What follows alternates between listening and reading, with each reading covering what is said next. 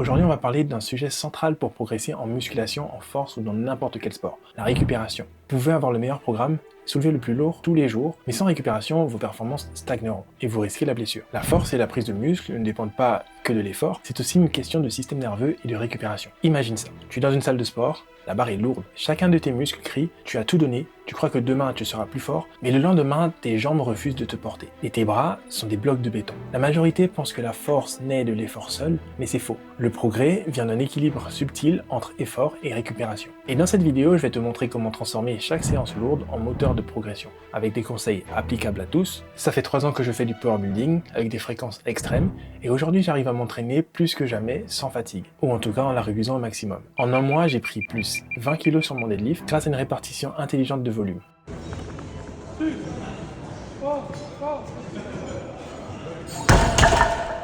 Preuve que quand c'est bien fait, la haute fréquence devient un super pouvoir. Alors, si tu as déjà senti que malgré tes séances tu stagnais ou régressais, cette vidéo est faite pour toi. La croyance la plus répandue est plus je m'entraîne, plus je progresse. On voit ça partout. Les programmes qui promettent 5 séances par semaine, 2 séances par jour, qui te disent de tout soulever tout le temps. Le problème avec ce genre de format, c'est que le corps n'est pas une machine inépuisable. Chaque séance intense crée des petites micro-lésions dans les fibres musculaires, fatigue le système nerveux et épuise les hormones. Sans récupération, ces micro-lésions deviennent des blessures. Le système nerveux surmené bloque la force et vos hormones se dérèglent. Le résultat, stagnation, fatigue et blessure. J'ai moi-même fait cette erreur et pendant plusieurs mois, je suivais un programme de power building à haute fréquence. Squat lourd le lundi, bench le mercredi, deadlift le vendredi, et souvent complété par des séances légères de renforcement ou d'assistance. Au début ça fonctionnait, puis la fatigue est arrivée, mes performances se sont effondrées, et je pensais que plus de fréquence, plus de gains, mais j'avais tort. J'avais tout le volume, mais zéro répartition intelligente. Je faisais tout correctement, sauf la récupération.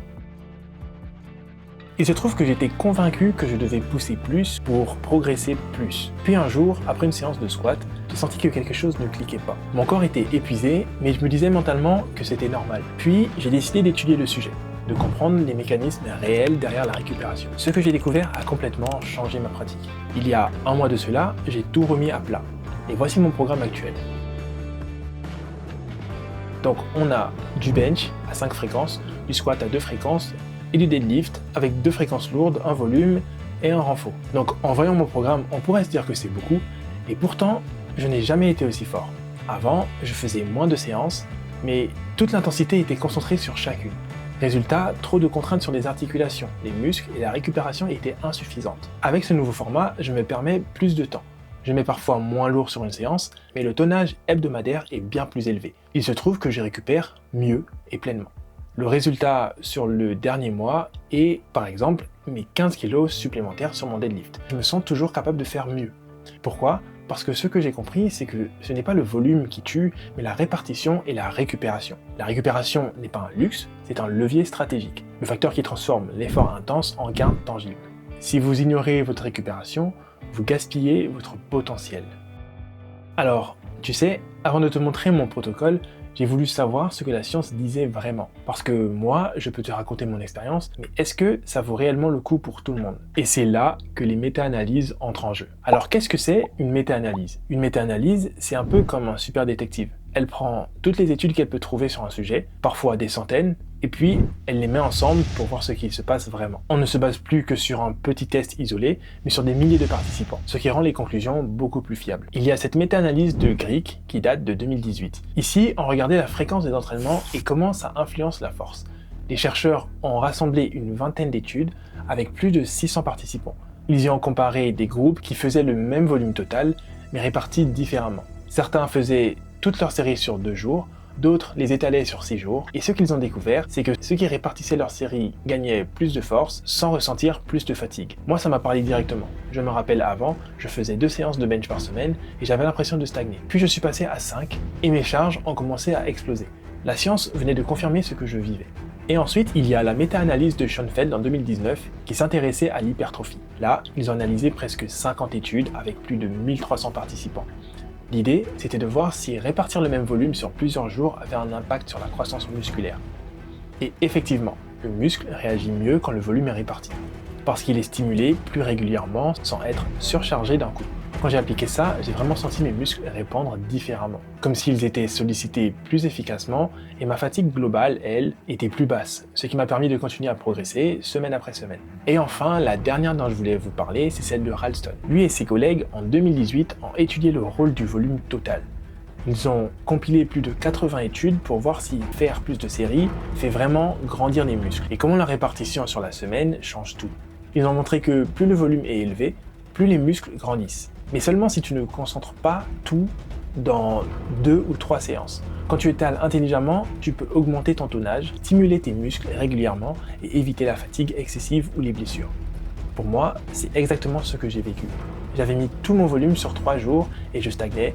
Puis j'ai commencé à le répartir sur 6 jours et mes gains ont explosé. Alors si toi aussi tu veux l'appliquer à ton programme, voilà comment moi je fais actuellement. Je garde mes 3 mouvements principaux, squat, bench, deadlift. Je les répartis sur la semaine de façon à ce que chaque muscle soit stimulé 2 fois, ou parfois 3. Et je combine des charges lourdes avec du volume plus léger sur d'autres jours. Je fais attention à la récupération, au sommeil, à la nutrition.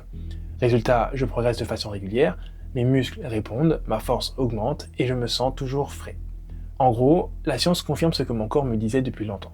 Il vaut mieux répartir la fréquence, gérer le volume total intelligemment et respecter la récupération. C'est simple à dire, mais ça change tout quand tu le mets réellement en pratique. Alors maintenant, arrêtons-nous un instant et posons-nous une vraie question. Combien de séances avez-vous saboté sans même vous en rendre compte? Combien de fois vous vous êtes poussé à bout en pensant que plus c'était dur, mieux c'était, pour découvrir quelques semaines plus tard que votre progression stagnait? Prenez une seconde et réfléchissez-y. Est-ce que votre corps a vraiment récupéré entre vos séances? Ou est-ce que vous avez juste amplifié l'effort comme si la quantité seule suffisait? Et là, vous comprenez. C'est exactement là que beaucoup échouent. On croit que soulever lourd, répéter, transpirer jusqu'à l'épuisement, ça fait progresser, mais sans récupération, on met juste son corps en dette. Et cette dette, elle se paie au fil du temps, par des plateaux, des blessures ou des fatigues permanentes qui masquent vos gains. Alors pourquoi la récupération est-elle si cruciale? Parce qu'il y a 3 piliers biologiques fondamentaux qui font tourner la machine. Le premier, ce sont les muscles. Chaque micro-déchirure que vous créez en soulevant une charge lourde a besoin de temps et de nutriments pour se réparer. Si vous ne leur donnez ni repos ni protéines, ces fibres ne se reforment pas plus fortes. Imaginez vos muscles comme des murs. Vous pouvez poser des briques, mais si vous ne laissez pas le ciment sécher, le mur ne tiendra jamais. Le deuxième pilier, c'est le système nerveux. On l'oublie souvent, mais vos nerfs contrôlent vos mouvements, la transmission des signaux moteurs. Si vous êtes surmené, ces signaux deviennent moins efficaces. Vous pouvez être théoriquement fort sur le papier, mais dans la pratique, vous vous levez moins que ce que vous devriez, simplement parce que votre centrale électrique est en surcharge. C'est un peu comme essayer de courir un marathon avec des fils électriques débranchés. Le moteur est là, mais rien ne répond correctement. Et enfin, le troisième pilier, ce sont les hormones. La testostérone, le cortisol, l'hormone de croissance, elles orchestrent vos capacités à récupérer et à progresser. Si vous dormez mal, que vous stressez trop ou que vous mangez mal, l'équilibre hormonal s'effondre. Vous pouvez vous tuer à l'entraînement, mais ça ne donnera rien, parce que votre corps ne produit plus de bons signaux pour reconstruire la force et le muscle. En gros, l'effort intense crée le potentiel de force, et c'est la récupération qui la transforme en résultat concret. Sans elle, tout ce que vous faites reste en suspens. Donc, quand vous planifiez vos séances, ne pensez pas seulement à ce que vous allez lever aujourd'hui, demandez-vous plutôt comment mes muscles vont-ils réparer mes micro-déchirures. Mon système nerveux aura-t-il la capacité de pousser demain? Les hormones sont-elles équilibrées pour soutenir cette charge? C'est ce genre de réflexion qui sépare les gens qui stagnent de ceux qui progressent régulièrement, séance après séance. Pour transformer la science en programme concret, retenez une règle simple. Chaque muscle doit être stimulé 2 à 3 fois par semaine avec un volume total réparti pour permettre la récupération. Peu importe que vous ayez 3, 4, 5 ou 6 séances, le principe reste le même. Dosez l'intensité et le volume de manière à ce que vos fibres musculaires aient le temps de se réparer entre 2 entraînements. Assurez-vous que votre sommeil est suffisant, que votre nutrition fournit assez de protéines et de calories pour construire du muscle, et que votre stress reste sous contrôle pour ne pas perturber vos hormones. Entre les séances, intégrez un peu de mobilité ou de cardio léger. Ce n'est pas du repos complet, mais ça aide à la récupération. En résumé, programmez vos séances, répartissez le volume sur la semaine, laissez vos muscles récupérer, dormez, mangez correctement, et le corps transformera l'effort en muscle. C'est la seule loi universelle qui marche pour tout le monde. Le progrès ne se mesure pas à la douleur ressentie pendant l'entraînement, il se mesure à ce que votre corps a eu le temps de reconstruire. Moi, en un mois, j'ai prouvé que même avec une fréquence de fou, on peut exploser ses perfs sans s'écrouler. Tout est dans la répartition et la récupération. Ignorer la récupération, c'est gâcher le potentiel, mais avec un plan stratégique, chaque effort devient un investissement et non une dépense. Commencez par des petites actions, ajoutez 10 minutes de récupération active, planifiez vos charges, dormez profondément, observez la différence, et si vous êtes avancé, osez la haute fréquence, mais intelligemment. La performance n'est pas ce que vous soulevez, c'est ce que votre corps reconstruit.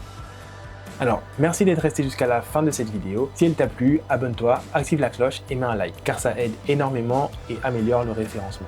N'hésite pas à laisser un commentaire pour partager ton avis, poser des questions ou tout simplement donner ton point de vue. Je lis tous les commentaires et je suis ouvert au débat. Dans cette vidéo, je parle beaucoup de force parce que c'est facile à mesurer. La prise de muscle est plus compliquée à quantifier et plus sur le long terme. Mais les études ont montré que progresser en force reflète souvent une meilleure récupération. En d'autres termes, si tu arrives à soulever de plus en plus lourd, c'est que ton corps récupère mieux. Et ce principe s'applique aussi à la prise de muscle. Si tu veux aller plus loin et apprendre à gérer ta nutrition au quotidien, il y a un lien dans la description pour réserver un appel gratuit avec moi et adapter ton alimentation à tes objectifs. Voilà, la vidéo est terminée, prends soin de toi et à la prochaine.